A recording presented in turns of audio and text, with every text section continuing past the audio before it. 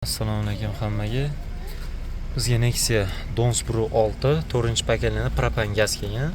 Xo'p, 4 paketlini propan gazlarini stak 300 ekan. Polni nastroykalarni qilib tugatdik. Xo'p, keyingisi Jiglovskiy datchik qo'yishgan ekan. U datchiklarni olib tashladik, uzib qo'ydik va 90 gradusga, xo'p, 90, 91, 92 atrofida, xo'p, yozga moslab suv gradus qo'yib berdik. Chip tuningda o'zimizda spetsialniy darabotka qilib, redaktor qilib programmalarni qilib berdik. Xo'p, undan keyingi nimasi оборот dvigatel 760 yon yeri turgan ekan. Mashina anchagina pitillab turadi. 850 yon yeriga qo'yib qo'ydik. Programmalar Jam Tools programma ham yozildi, Sport programma ham hammasi ichida, universalniy 2 rejimda. Xo'p, istasa Jam Tools, istasa Sport.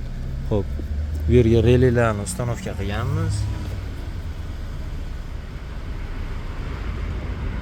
Relaylarni ustanovka qilganmiz. O'zi gazga, benzinga zajginalarni surib oladi. 4 paketni propan gazga moslab redaktor qilingan. Gaz nastroykalari ham idealniy bo'ldi. Mashinani tortishlari o'ta darajada gap bo'lishi mumkin emas.